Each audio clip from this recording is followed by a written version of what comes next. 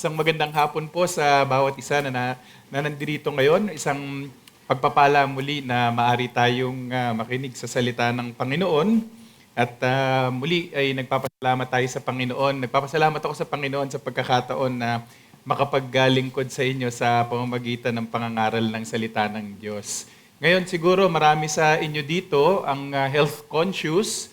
Siguro partner kayo ng grupo nung Strava, no, na yung usong-uso ngayon na mahilig tumakbo, mahilig mag-walking, mag-jogging. Sana hindi lang simula, no? Yung bumili lang ng gear, tapos nung nabili na yung gear, ang hirap pala nito. Pero sana hindi tayo ganoon. Pero marami siguro sa atin ang naging conscious sa ganoon. O di naman kaya nag-engage sa diet, no? Yung mga keto, tapos meron pa yung mga IF, nagda-diet kasi gustong maging physically fit at yung iba siguro sa inyo nasa sports din, baka may nagpi-pickleball na rin dito o di kaya nagzuzumba, yung ganon. O kaya siguro meron din dito, alam ko, may nagji-gym, yung talagang consistent na laging nasa gym para mapanatili yung kanilang health condition. Isa namang magandang bagay, pero ang question, kung health conscious tayo physically, kamusta naman yung consciousness natin pagdating sa spiritual condition natin? Kasi malungkot na marami sa ating panahon ngayon ang napaka-concerned pagdating sa physical na condition nila, gusto nila physically fit sila, yung buff ang katawan at sexy, pero malungkot kasi pinababayaan ang spiritual na kondisyon na sadly people pursue, including Christians, that they spend their time, yung kanilang energy, yung kanilang resources to be physically fit to the neglect of their spiritual condition. Mga kapatid, hindi po ito tama sa harapan ng Panginoon at yan ang nais po nating bigyang pansin sa ating pag-aaral sa hapon na ito upang palalaanan tayo bilang mga mananampalataya kung ano ba ang dapat na pinagbibigyan nating pansin sa ating buhay bilang mga tagasunod ng ating Panginoong Jesucristo. So inaanyayahan ko po kayo, buksan natin sa 1 Timothy chapter 4.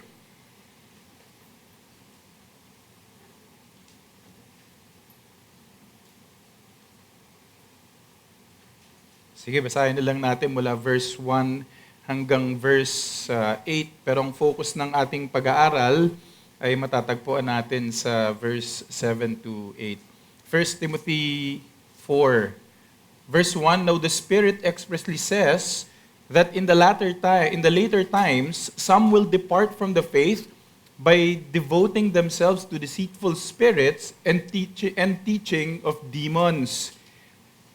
Through the insincerity of liars whose conscience are seared, who forbid marriage and require abstinence from foods that God created to be received with thanksgiving by those who believe and know the truth.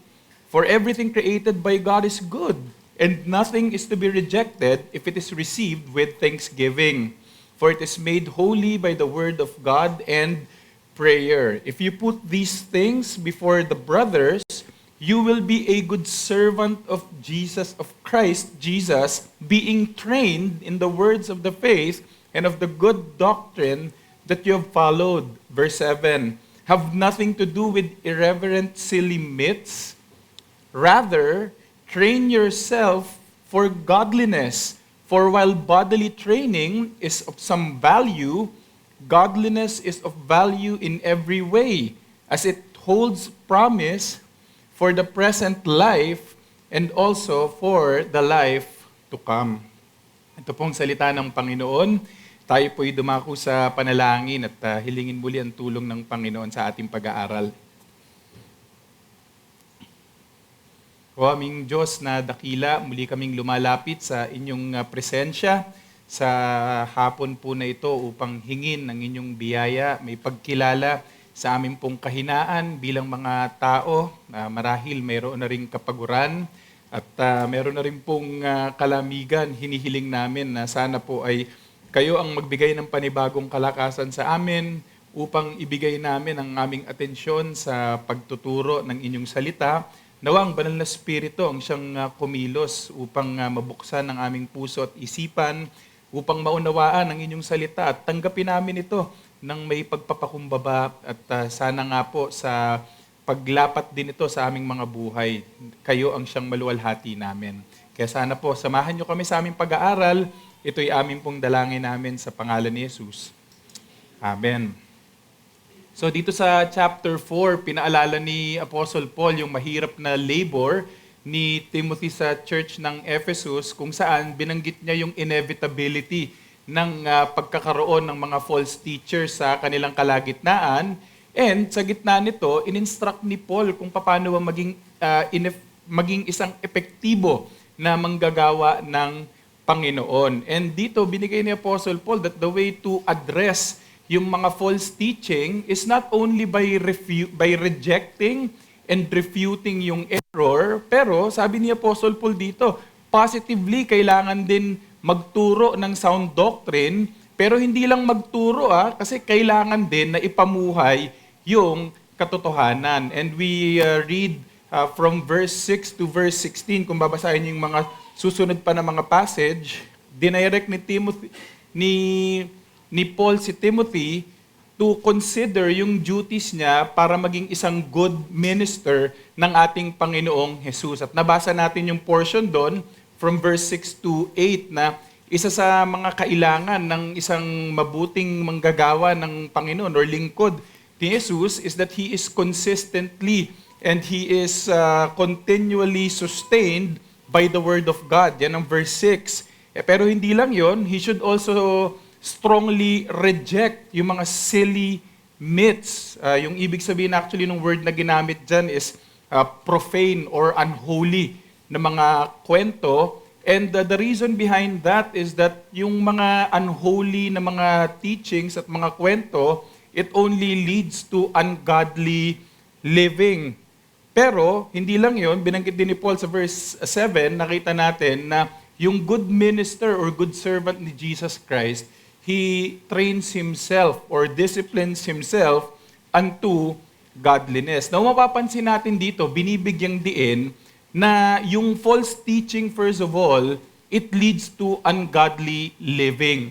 Wag po nating maliitin yung maling pagtuturo na inisip natin, maliit na bagay lang ang maling pagtuturo, kasi ang inevitable po na consequence ng maling pagtuturo ay isang maling pamumuhay. Isang ungodly na buhay ang nagiging epekto ng maling pagtuturo.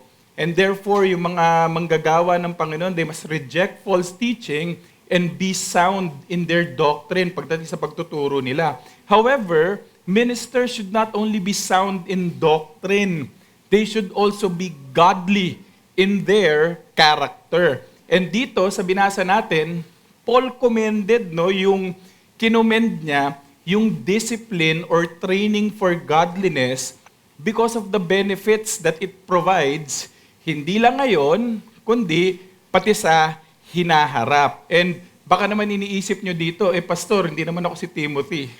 Hindi naman ako manggagawa ng Panginoon, wala akong balak maging pastor, hindi para sa akin itong mensahe na ito.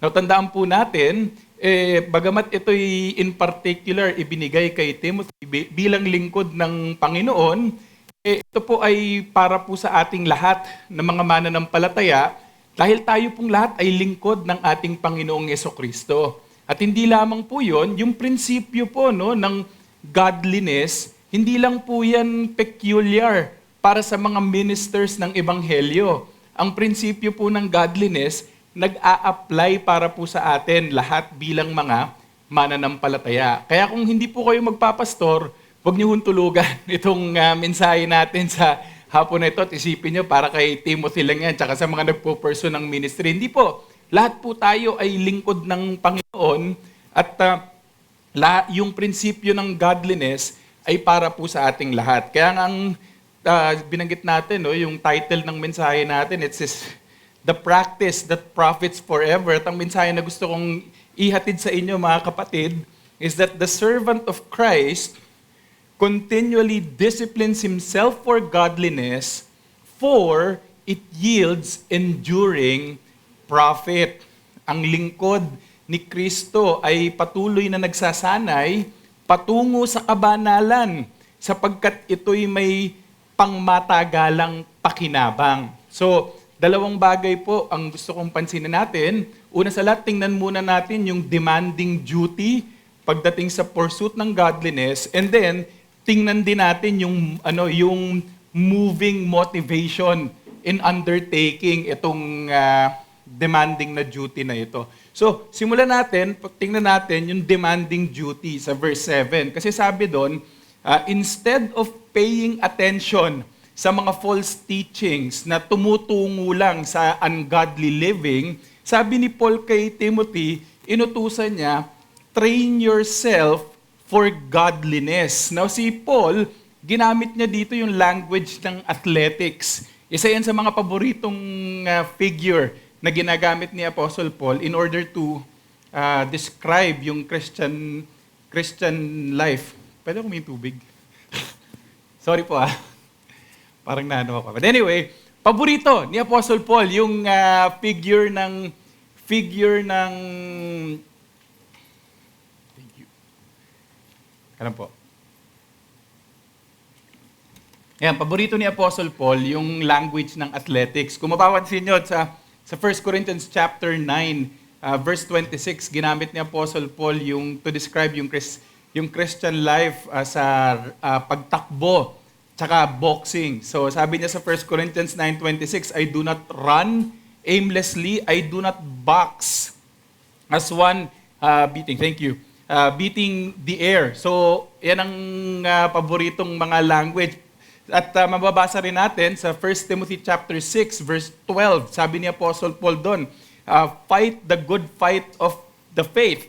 So yung imagery ng wrestling ay nasa isipan ni Apostle Paul. At dito nga, ginamit ni Apostle Paul yung salitang train, which is ginagamit pagdating sa gymnasium. So, itong salita po na ginamit dito, na train yourself, dun, yung original po na language, doon po natin nakukuha yung salitang English na gymnastic.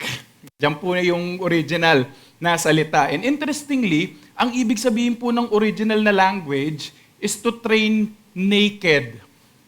Na kung napag-aralan po natin in the previous time, na sa ancient world kapag ka nagte-training yung mga atleta, karaniwan po nakahubad sila. Kasi wala silang suot.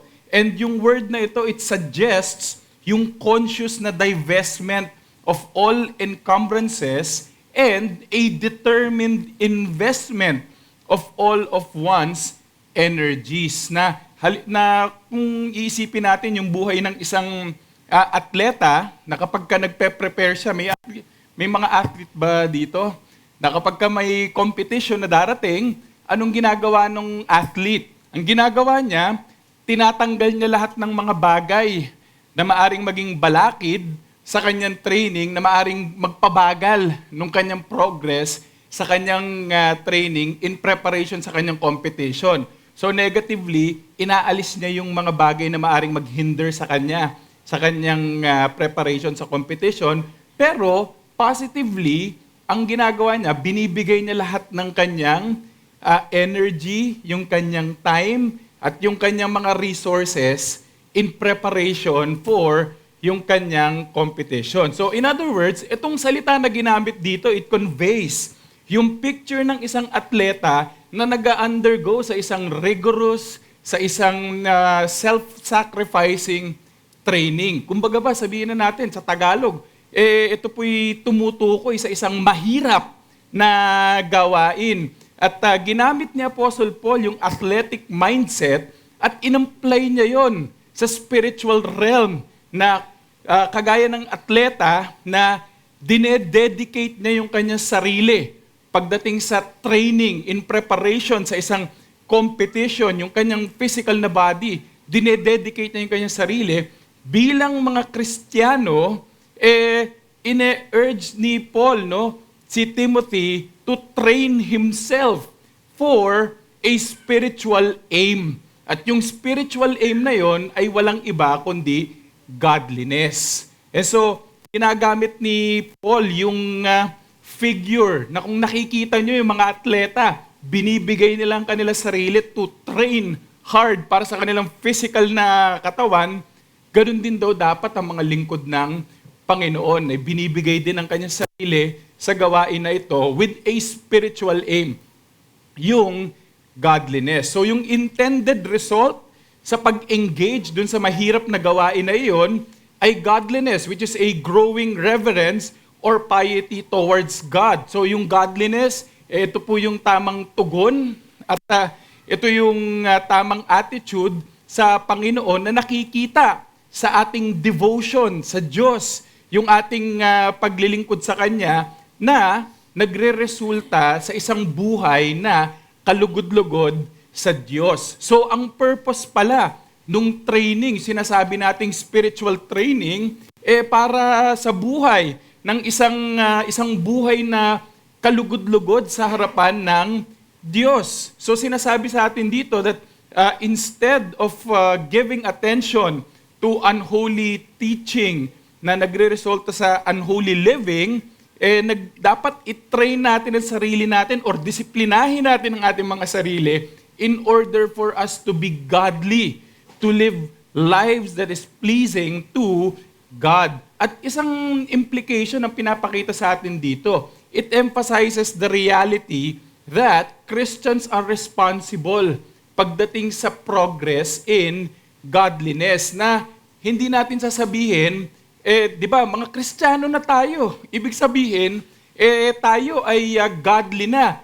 In one sense, yes, that is true, na bilang mga mananampalataya na nakatanggap ng biyaya ng kaligtasan sa Panginoon, sabi ng salita ng Diyos that we have received everything that pertains to life and godliness, according to 2 Peter. So, in a sense, we are godly, but hindi po natatapos dun sa conversion natin, yung pagkakaroon ng isang puso na directed sa Diyos, hindi po natatapos dun dahil tayo bilang mga mananampalataya, nabanggit natin kanina, nananatili pa ang kasalanan at merong lugar pagdating sa paglago natin sa godliness or paglago natin sa kabanalan. At dito sinasabi sa atin, hindi automatic. Hindi automatic. Responsable tayo. Hindi tayo pwedeng sabihin na I'll just let go and let God. At ang Diyos na ang bahala pagdating sa godliness ko. No, sinasabi ni Paul, godliness, if we are to be godly, it requires a strenuous activity. Laborious, isang nakakapagod na gawain. So, sinasabi ni Paul kay Timothy dito na kung siya magiging godly, kailangan mag-engage siya sa spiritual training. Hindi siya pwedeng mag-relax. And kung siya ay magtatrabaho, no, mag-exercise unto godliness, dapat makita niya rin na ito'y gawain hindi lang na nakasentro sa kanyang sarili, sa kanyang sariling kapangyarihan, kundi meron din pagtitiwala sa Diyos. Kasi kagaya ng binanggit ko sa 2 Peter kanina, chapter 1, it is the Lord who actually provides that para sa atin na mga mananampalataya. He has granted to us yung life and godliness na yun. Sa Kanya nanggagaling, and therefore, if we are to work out our salvation, at yung isang aspeto nun, pagdating sa godliness, kailangan nakadepende rin tayo sa Diyos na siyang kumikilos sa ating puso. Yan ang language ng Philippians chapter 2, verse 12, di ba?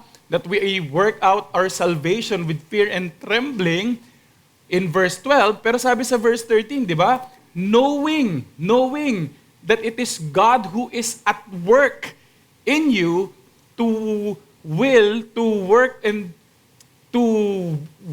and to work for His good pleasure. Na ang punto lang doon, yes, responsible tayo pagdating sa godliness natin, pero wag natin isipin, self-will ito, na ako sa sarili ko, kaya ko, hindi. You work out your salvation, you work out, you train for godliness knowing that it is God who is at work in you.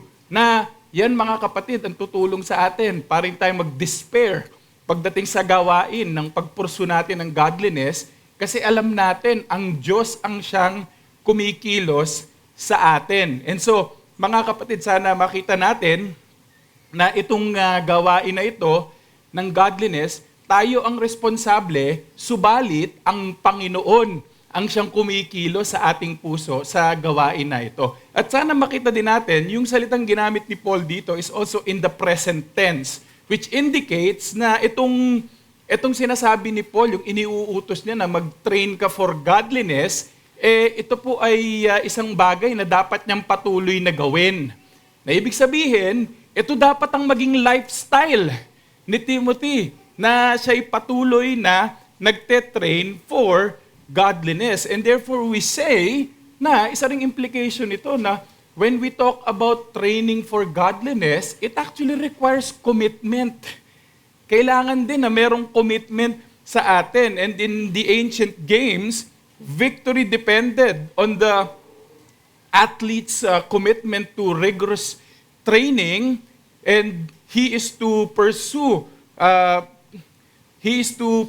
yung training na ito, bagamat mahirap, kailangan maging committed siya dun sa training na yon kung nagnanais siya na siya ay magtagumpay sa mga laro. And in the same way, sabi ni Paul kay Timothy, ganun din dapat sa iyo. Dapat meron kang commitment na magpapatuloy ka sa spiritual training pagdating sa paglago sa kabanalan. He is to pursue it not only because he is a child of God, referring to Timothy, but also because he is a minister of the gospel. Sabi ng isang author, there is no effective spiritual ministry apart from personal godliness, since ministry is the overflow of a godly life. So tandaan natin na ang itong paglilingkod natin sa Panginoon, ito ay nagmumula din doon sa personal natin na pagpursue natin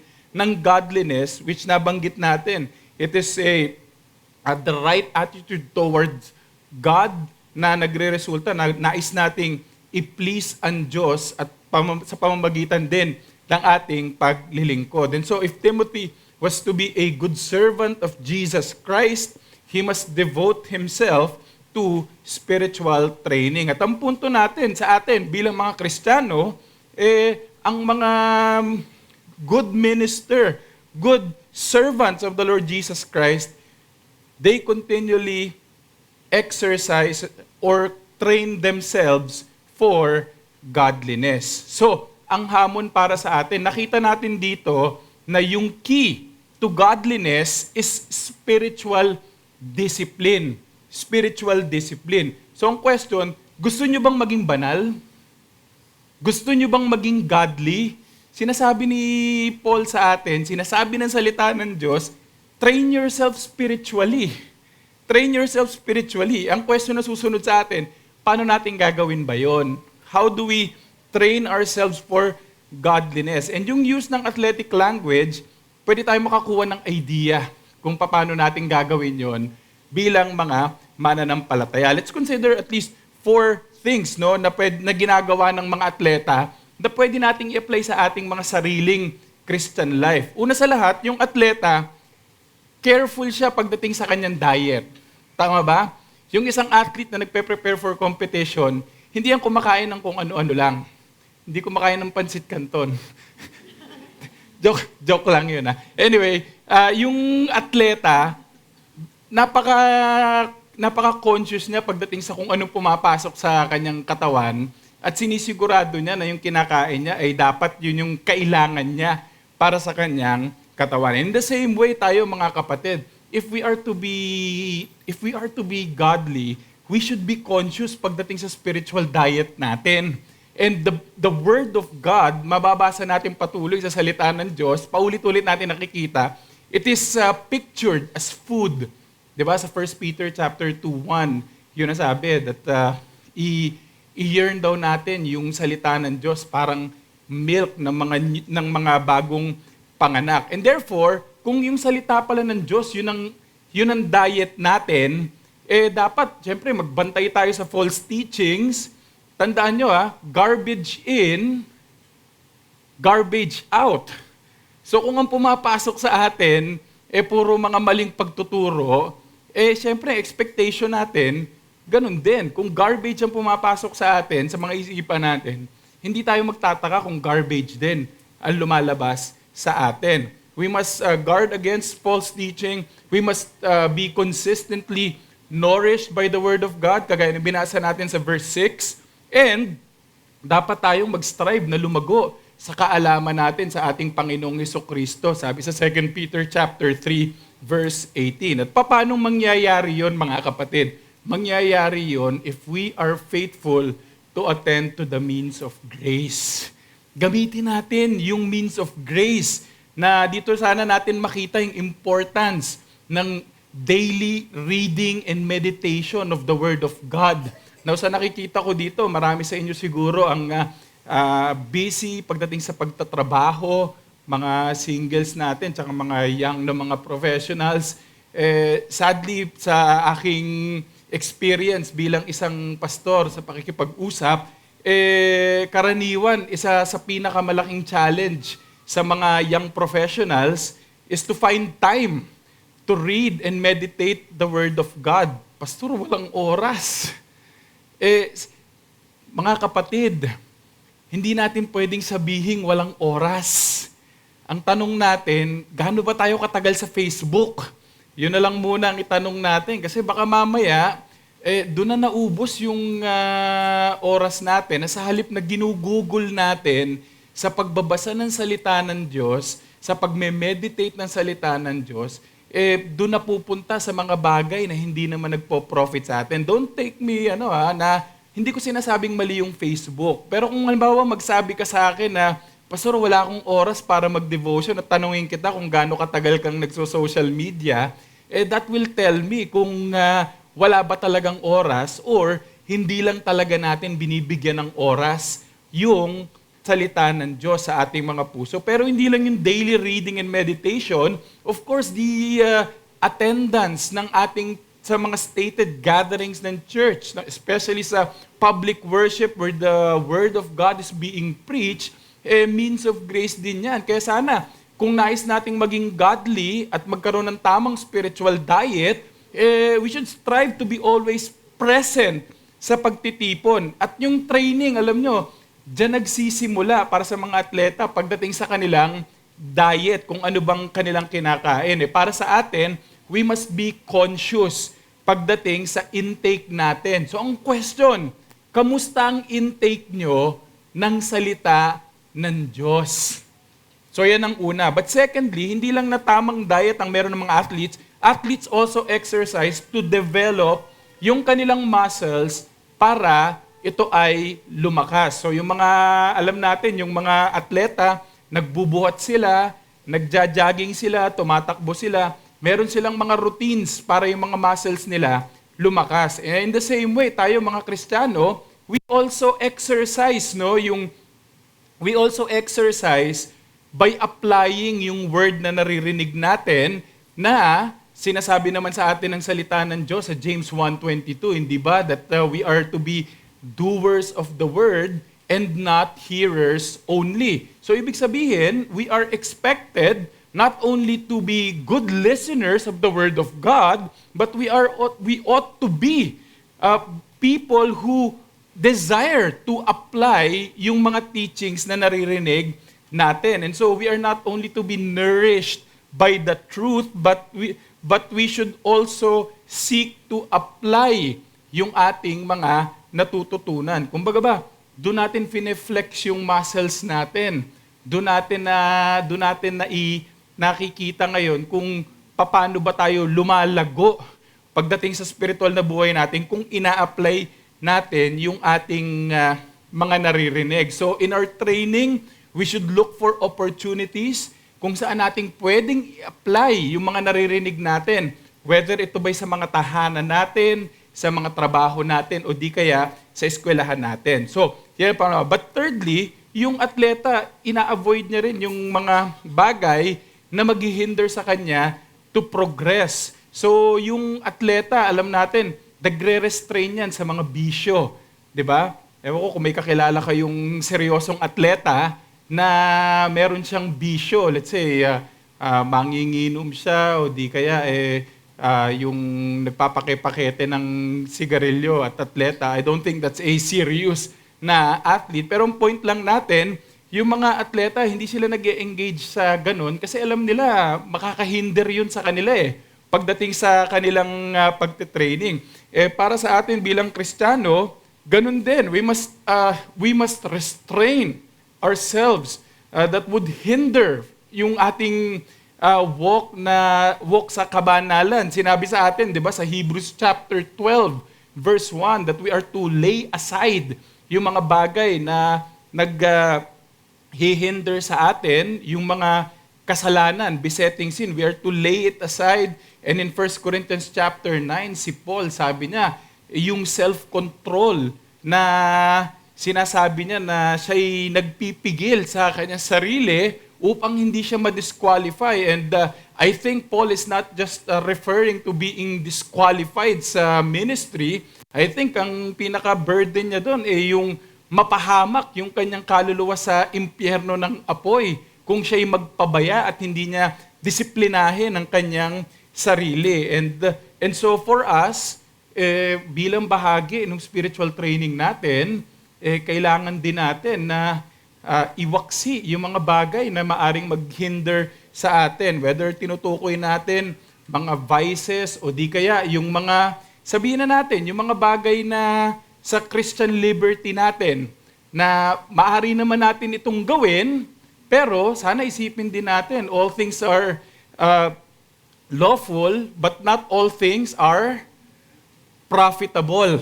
Na may mga bagay na hindi naman talaga siya masama, pero ang question sana natin, nakakahinder ba to sa akin sa paglago ko bilang Kristiyano? So magandang itanong din natin sa ating mga sarili. Pero panghuli, yung athlete din, the athlete also gets the rest that he needs. Ang mga atleta, hindi lang sila puro training. Meron din ang mga atleta, alam din nilang importance ng rest. And therefore, yung mga atleta, disiplinado rin pagdating sa kanilang pagtulog, sa kanilang pagpapahinga. No? Para sa atin, hindi po ngayon ang oras ng pagtulog.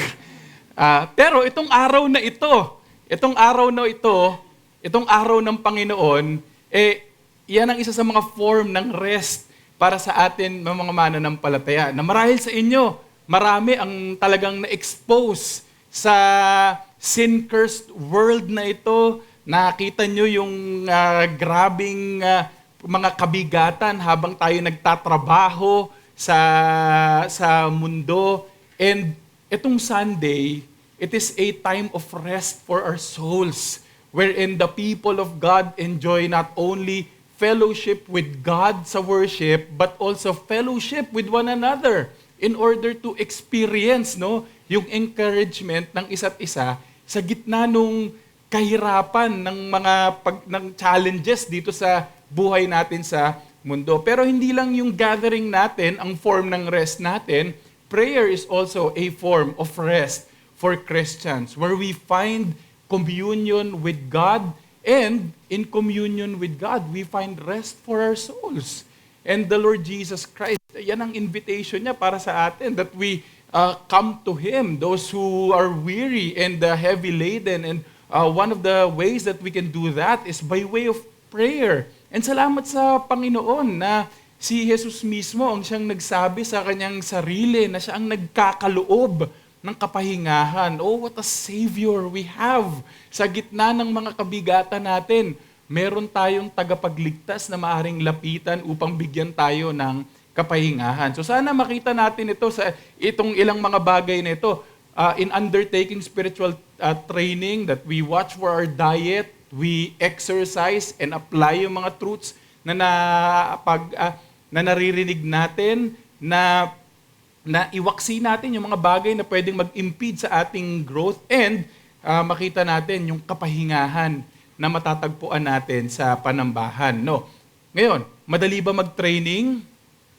O sa mga hindi pa nakapag-training, baka isipin, oh, madali lang yan. Kaya nga yung iba, ang dami, nag-invest kagad dun sa running, Pero nung tumatakbo ng magsimula, ay, ang hirap pala nito. Ayoko na, benta ko na. Post na online pa, yung mga sapatos. Mahirap po talaga ang training. Mahirap eh. Mahirap. Lalo pa sa atin, tayong mga mananampalataya, andito pa tayo sa laman eh.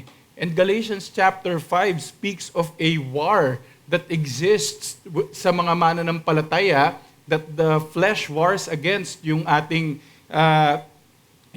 spirit, na yung nais nating gawin para sa Panginoon, naihinder tayo. Kaya nga, ang panawagan para sa atin, kailangan din mag-persevere sa gitna ng pagtawag na pag-undertake nitong spiritual training na sinasabi sa atin. Ngayon, ang susunod nating tanong, bakit ba dapat natin i-undertake yung spiritual training? So, nakita na natin sa unang bahagi yung duty. Ngayon, tingnan natin yung motivation.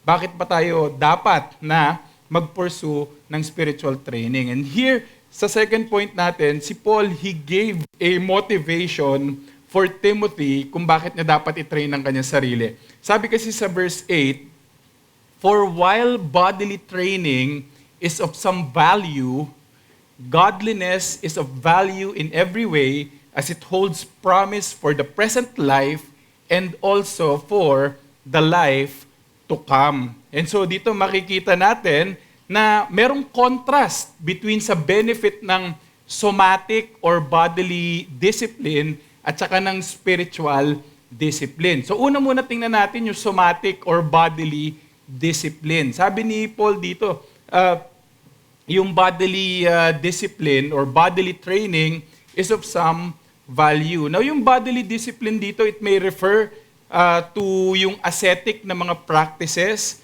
kagaya nung binanggit ni Apostle Paul sa verse 3 na ina-advocate ng mga false teacher, yung pag-forbid ng marriage or abstaining from foods, binanggit ni Paul sa verse 3. Pero kinondem ni Paul itong asceticism na sinabi nga niya doon na ang mga bagay na ito pinagkaloob ng Panginoon, kagaya ng pagkain, di naman masama as long as kunin natin ito na may pagpapasalamat. And so, yung bodily discipline, it may refer to yung bodily mortifications, kagaya ng fasting, yung pag-abstain natin sa mga inumin, na hindi naman talaga siya necessarily wrong, pero kapag in-exercise natin with prudence at tayo'y samahan natin ng panalangin, itong bodily exercise na ito, hindi lang siya beneficial, kung minsan pa nga necessary para sa atin, para tayo ay maingatan. Pero I think hindi lang yung negative side ng bodily exercise ang tinutukoy ni Paul dito. Kasi yung salita na ginamit dito, it refers to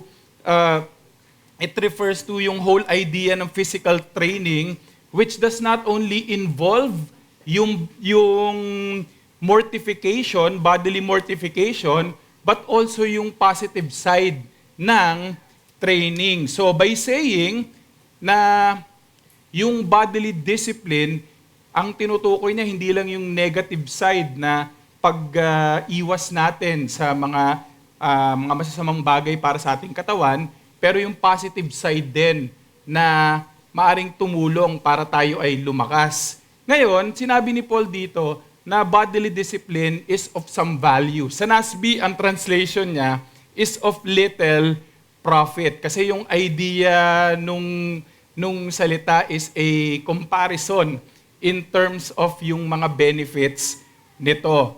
Pero dito, kinaklarify ni Paul, hindi niya sinasabi na yung bodily discipline totally walang pakinabang. Sinasabi ni Apostle Paul, there is a proper place for bodily discipline. At napakarami naman talagang benepisyo ng bodily discipline. Of course, we think of yung pagdating sa kalusugan natin na it improves yung ating health, it reduces yung risk ng mga chronic diseases, it strengthens yung muscles natin, it helps yung mga brain cells natin, it helps develop yung ating mga physique, and may nagsabi din no, na yung exercise, it makes one happy. In terms of yung hormone na napoproduce nito, hindi ko lang alam kung kung may scientific na siya. But anyway, makikita natin, may benepisyo naman talaga yung bodily exercise. However, Paul emphasizes that it is only of little profit. While it is helpful, it is only of little benefit. Ngayon ang question, bakit? One of the ways to answer it is to consider yung temporariness ng benefit nito. Yung benefit kasi ng bodily discipline, it's limited pagdating sa extent at saka duration nito. Na yung naaapektuhan lang kasi niya is yung physical na katawan natin habang nandito tayo sa lupa. Kumbaga ba, we can only reap the benefits ng bodily exercise hanggang saan lang? Hanggang nandito lang tayo sa lupa. So, pwede nating sabihin na in that way, no, little profit lang siya. And another way to answer the question, bakit sinabi ni Paul na little profit lang ang bodily exercise? We compare it to the benefit ng spiritual training or yung spiritual discipline. So tingnan natin spiritual discipline. At sabi dito, the benefit of godliness is comprehensive. Sabi ni Paul, it is yung godliness daw is of value in every way. Na yung godliness is beneficial in everything without exception. It includes one's entire well-being, both physical and spiritual, as well as temporal and eternal. Bakit? Kasi sinabi dito, di ba, yung godliness daw, it is beneficial because it holds promise for the present life. So, ibig sabihin, yung godliness pala, beneficial para sa atin kahit ngayon pa lang nararanasan na natin yung benepisyo na iyon. So, yung unlike yung bodily discipline, ang bodily discipline kasi, ang nagpa-profit lang yung physical na katawan natin. Pero spiritual discipline, it profits both body and soul. Kasi kung titingnan natin, yung godliness, it holds yung promise ng peace. Let's say, kung tayo, we face mga anxious na mga situation ng ating mga buhay, di po ba? Anong sagot diyan? Ang sagot diyan, sabi sa Philippians chapter 4, is to pray.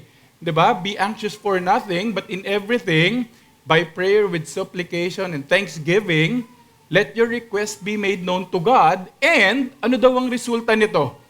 Ang resulta nito ay kapayapaan and the peace of God. Sabi sa atin, the peace of God which surpasses all understanding will guard your hearts and your minds in Christ Jesus. And so, yung godliness, no, yung sa gitna ng mga anxious na mga situation ng buhay natin, may pakinabang para sa atin that it gives peace sa gitna ng mga kaguluhan. Pero hindi lang peace, no? Kasi even yung physical needs natin, godliness also benefits us. Kasi ano sabi ng Matthew 6:33? Seek first the kingdom of God and all these things shall be added unto you. Ano yung all these things doon? Lahat ba yun ng mga gusto natin sa buhay natin? Lahat ba ng mga layaw? Yung ba yun? Hindi po. Yung all these things doon, ang tinutukoy po nun, mga basic necessities. Mga kailangan natin sa buhay, kagaya ng pagkain, kagaya po ng damit. Yun po yung all these things doon. Na ibig sabihin pala neto, kapag inuna natin ang Panginoon sa ating buhay, which is godliness, pag inuna natin yon, makakaasa tayo na ipoprovide ng Panginoon ang ating mga pangangailangan. And so makikita natin yung benepisyo ng godliness na natatanggap natin yung benepisyo nun kahit ngayon pa lang dito sa lupa. Pero hindi natapos doon kasi yung benepisyo, hindi lang that it holds promise for the present life, pero sabi dito, it holds promise for the life to come. And the greatest benefit of godliness that godliness affords para sa atin is the promise of eternal life to those who pursue it.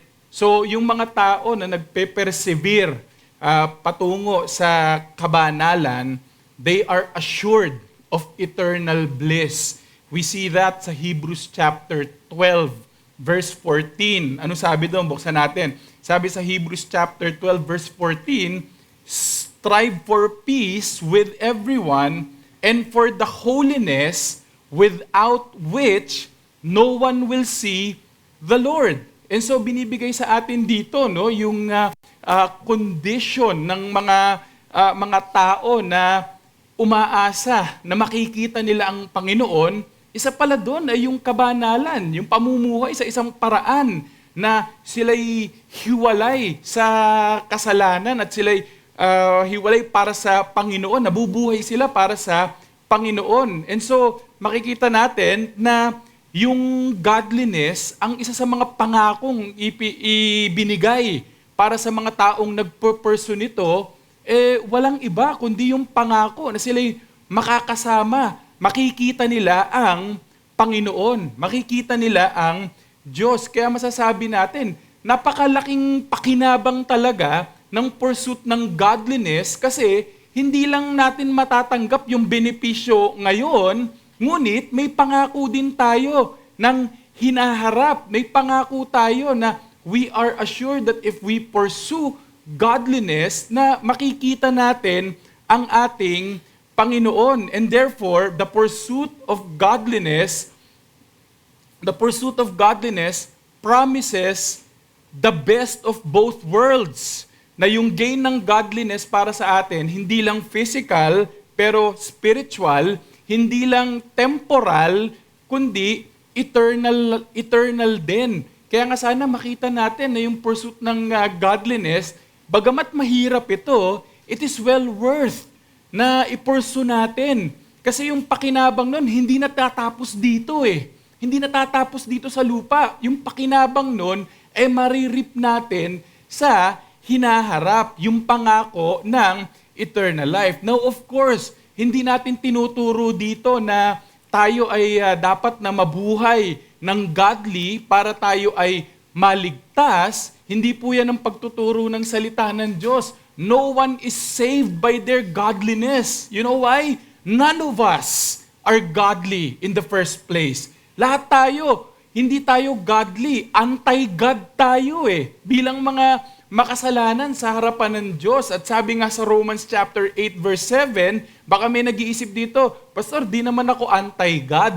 Hindi naman ako nagre-rebelde sa Diyos. Hindi naman ako yung tipong outwardly talagang lumalaban sa Diyos. Pero kaibigan, alam mo ba, ang description sa bawat mga makasalanan sa Biblia, lahat tayo ay mga taong laban sa Diyos. We are hostile towards God. Yan ang sabi sa Romans 8:7. At ang ebidensya ng pagiging hostile natin, yung lumalaban tayo sa Diyos, ang ebidensya daw nun ay walang iba kundi yung hindi natin pagsunod sa kanyang kautusan. At ang malungkot pa doon, sabi, hindi lang sa hindi tayo sumusunod, wala tayong kakayanan sa ating mga sarili na sumunod sa Diyos. Ganong kalala ang kalagayan natin. Kaya wala ni isa sa atin ang pwedeng mag-claim na tayo ay godly sa harapan ng Diyos. Ang kailangan natin, hindi pagtiwalaan yung sarili nating mga ginagawa, mga kabutihan natin towards God, like obedience to the law or yung pag-attend sa worship, pagbabasa natin ng Biblia. Hindi dapat yun ang inaasahan natin kasi none of those things can lead us sa presence ng Diyos. The only one that can rid itong sinfulness natin and can give us yung perfect righteousness na pwede tayong tanggapin ng isang banal na Diyos is the person of the Lord Jesus Christ. Kaya nga hindi tayo tinatawag na magtiwala sa sarili nating effort. Hindi tayo tinatawag na sabihin natin, o sige, magiging godly ako para makapasok ako sa langit. Hindi po. The only way that we can enter heaven is through the person and work of the Lord Jesus Christ. Kaya nga ang panawagan para sa atin dito, especially para sa mga kaibigan natin na wala pa sa Panginoon, huwag kayong tumingin sa inyong sarili. At kung titingin man kayo sa inyong sarili, sana makita niyong kalagayan nyo. Kayo'y makasalanan sa harapan ng Diyos. Tayong lahat ay makasalanan sa harapan ng Diyos. At ang kailangan natin, hindi yung sarili nating effort. Ang kailangan natin ay ang Panginoong Hesukristo. Kailangan nating magtiwala sa Kanya, ilagak sa Kanya ang ating pananampalataya. Now, para sa atin, in pursuing, kung tayo yung mga mananampalataya, in pursuing godliness, ang ibig sabihin ba, do we add that to the merit of the Lord Jesus Christ? No!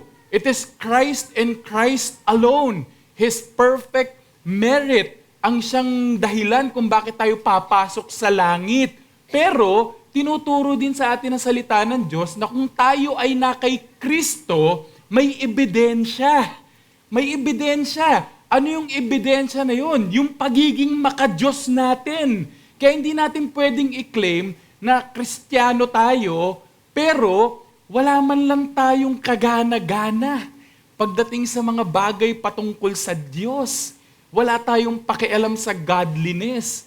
Yan po ang emphasis ng Hebrews chapter 12. Hindi niya sinasabi na ipursu mo yung holiness para makapasok ka sa langit. Ang binibigyan din po doon is yung tanda ng pagiging tunay na mananampalataya na kung tayo nga ay nagtiwala kay Kristo, siya'y tinawag nating Panginoon ng ating mga buhay, makikita yun inevitably sa buhay ng pagpapasakop kay Kristo, sa isang buhay ng kabanalan, sa isang buhay na maka-Diyos. Kaya nga sinasabi natin, kung hindi tayo dumalakad sa daan ng godliness, at sinasabi natin, Kristiyano tayo, kailangan magtanong tayo, ako ba'y tunay na mananampalataya? Kasi sinasabi sa atin ng Hebrews chapter 12:14, kung hindi sa atin nakikita yung tanda ng kabanalan, wag nating i-expect na makikita natin ang Panginoon sa future, na makakasama natin siya. Pero sa atin, mga kapatid, yun ang hamon para sa atin. Yung tanda ng mga tunay na mga mananampalataya, they strive to be godly. They train for godliness. Not that they trust in their own godliness to be accepted by God, but they know that it is only in the person and work of the Lord Jesus Christ that they are accepted in Christ, and the great evidence of that reality is a walk of godliness na nagte-train, nagpapatuloy sa training sa godliness. So ang punto natin dito is that yung motivation natin in our pursuit of godliness through discipline is yung blessing nito, na meron tayong blessing na natatanggap sa buhay na ito at saka sa hinaharap, yung pangako. So, ang hamon para sa atin, sabi natin kanina, yung bodily exercise, it has some value. Kaya nga, mga kapatid, ingatan din natin ang mga katawan natin. Huwag din tayong pabaya pagdating sa mga kinakain natin. Okay lang naman magpansit canton once in a while.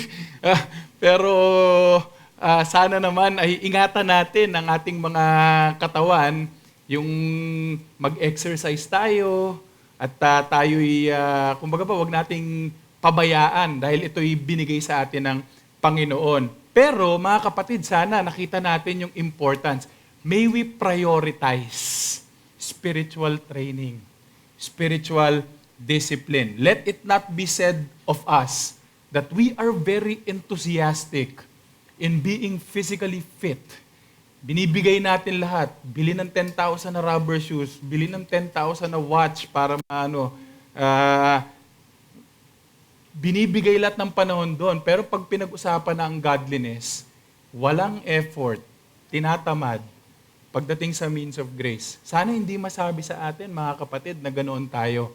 Sana makita sa atin that our priority, more than yung ating bodily, ay yung ating physical condition, ang priority natin ay yung ating spiritual condition. At napakalaking pagpapala dahil nakikita natin yung benefit nun dito sa buhay na ito, and we are also given a hope that one day we will be with our Lord Jesus Christ. And so as we close itong mensahe na ito, nakita natin bilang mga lingkod, tayo ay dapat na nagpa-pursue ng godliness by way of spiritual discipline, at ang motivation natin sa pag-persevere sa mahirap na gawain na ito ay yung blessing na binibigay ng godliness sa buhay na ito at sa buhay na darating. Kaya bilang pangwakas natin na hamon para sa atin, mga kapatid, purihin natin ang Diyos sa kanyang pagpapala that He has given us. It is that God Himself has given to us what we need in this life patungo sa buhay na ito at saka sa godliness. Sinupply na ng Diyos ang kailangan natin para mabuhay tayo ng may kabanalan, ng pagiging makadiyos. Sinupply na ng Diyos yan. Kaya wala tayong excuse, kumbaga ba, pagdating sa pamumuhay ng pagiging godly. Purihin natin ang Diyos, siya rin ang nagbigay niyaan. Pero mga kapatid, kagaya ng binanggit ko kanina, may all of us pursue godliness through spiritual discipline. Mahirap, yes. But by the grace of the Lord Jesus Christ, maaari nating gampanan ito. At baka may mga kapatid akong kinakausap dito na nagpabaya na. Pagdating sa kabanalan, hilingin natin ang pagpapatawad ng ating Panginoong Jesus. At sapat ang kanyang banal na dugo upang hugasan tayo sa ating mga pagpapabaya.